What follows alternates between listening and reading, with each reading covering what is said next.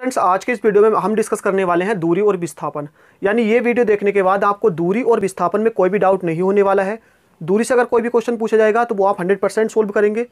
विस्थापन से कोई भी क्वेश्चन पूछा जाएगा तो आप उसको 100% सोल्व करेंगे। जितने भी 4 से 5 टॉपिक या 5 पॉइंट आप कह सकते हैं इनसे एग्जाम में पूछे जाते हैं, वो सारे के सारे मैं आपको बताने वाला हूँ पूरी डिटेल के साथ। तो सबसे पहले देख लेते हैं कि दूरी क्या होती है। दूरी क्या होती है तो देखिए, दूरी होती है किसी वस्तु द्वारा, तो दूरी क्या होती है? किसी वस्तु द्वारा किसी समय अंतराल में चली गई मार्ग की कुल लंबाई। यानी किसी भी वस्तु द्वारा किसी भी समय अंतराल में चली गई मार्ग की जो कुल लंबाई होती है उसको कहते हैं हम दूरी। ध्यान रखना है, पूरे टॉपिक में आपको इसको बताऊंगा कि क्या होती है दूरी, क्या होता है विस्थापन, सदिश कौन है, अदिश कौन है, क्यों है। तो किसी वस्तु द्वारा किसी समय अंतराल में चली गई मार्ग की कुल लंबाई को हम कहते हैं दूरी। अब पहले जान लेते हैं विस्थापन क्या होता है। तो देखिए, विस्थापन होता है किसी वस्तु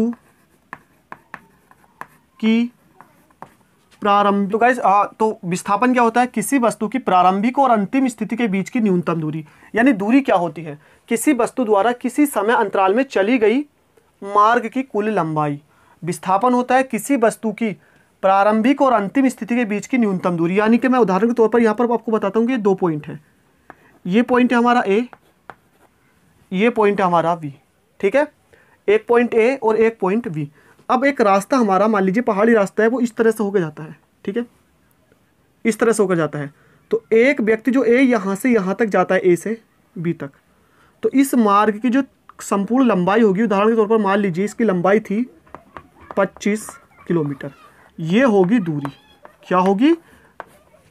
दूरी। किसी वस्तु द्वारा किसी समय अंतराल में चली गई मार्ग की कुल लंबाई, जितनी इस मार्ग की लंबाई थी वो हो जाएगी दूरी। जैसे मैंने उदाहरण के तौर पर बता दिया कितनी थी, 25 किलोमीटर। अब इन दोनों बिंदुओं के बीच जो न्यूनतम दूरी है बिल्कुल सीधी होगी ना। मान लीजिए ये थी कितनी, सीधी सीधी बिल्कुल 5 किलोमीटर। उदाहरण के तौर पर बता देता हूँ 5 किलोमीटर। तो ये जो न्यूनतम दूरी है, यही न्यूनतम दूरी क्या होगी? विस्थापन होगी। यही न्यूनतम दूरी क्या होगी? विस्थापन होगी। ध्यान रखना है, जो मार्ग की संपूर्ण लंबाई होती है वो होती है दूरी, और किसी भी वस्तु के प्रारंभिक और अंतिम स्थिति के बीच की जो न्यूनतम दूरी होती है, कम से कम जो दूरी होती है, वो होती है विस्थापन। अब नेक्स्ट पॉइंट आता है एसआई मात्रक। तो पहला पॉइंट हमारा दोनों का क्लियर हो जाता है, इसकी डेफिनेशन। सेकेंड पॉइंट होता है इनका एसआई मात्रक। तो ध्यान रखना है, दोनों का ही एसआई मात्रक क्या होता है? मीटर होता है। दोनों का ही एसआई मात्रक क्या होता है? मीटर होता है। इसका भी क्या होता है? मीटर होता है। उसके बाद बात आती है कौन इसमें सदिश है और कौन इसमें अदिश है।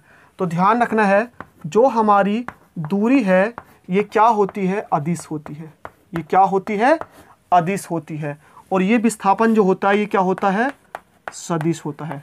विस्थापन क्या होता है? सदिश होता है। ध्यान रखना है फ्रेंड्स, अदिश क्या होते हैं? जिनमें परिमाण के साथ दिशा नहीं होती है, और सदिश क्या होते हैं? जिसमें परिमाण के साथ दिशा भी होती है। सदिश में आपको दिखाई दे रहा होगा, सदिश यानी से प्लस दिश, है ना, यानी कि दिशा के साथ। तो जो भी दिशा के साथ होता है उसको कहते हैं सदिश। अब बात करते हैं इनकी वैल्यू की। तो देखिए, दूरी का मान हमेशा क्या होता है? धनात्मक होता है। अगर कोई चलेगा ही नहीं तो क्या हो जाएगा? 0 हो जाएगा। वरना दूरी का मान हमेशा धनात्मक होता है।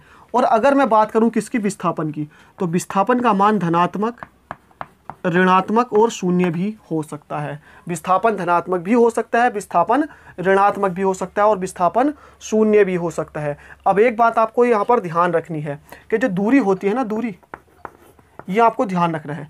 दूरी का मान हमेशा जो होता है विस्थापन से बड़ा या इसके बराबर होता है। विस्थापन से बड़ा या इसके बराबर होता है। दूरी का मान क्या होता है? विस्थापन से बड़ा हो सकता है या इसके बराबर हो सकता है। यानी कि अगर एक रास्ता बिल्कुल सीधा है, जैसे मैंने आपको बताया, अगर रास्ता बिल्कुल ये सीधा ही होता तो विस्थापन और दूरी क्या हो जाते? बराबर होते। लेकिन किसी भी हाल में कभी भी दूरी विस्थापन से कम नहीं होगी। तो यहाँ पर फ्रेंड्स जितने भी इसके पॉइंट मैंने आपको बता दिया, डेफिनेशन बता दी है दोनों की। ये इसका मात्रक भी मीटर होता है, इसका मात्रक भी मीटर होता है।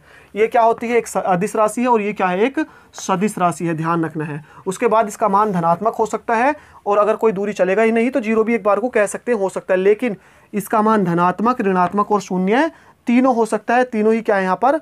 पॉसिबल है। तो फ्रेंड्स यहाँ पर आज मैंने आपको बताया है दूरी और विस्थापन। हाँ देखिए, एक फॉर्मूला जो आप सोच रहे होंगे कि बताया ही नहीं है, कि समय बराबर तो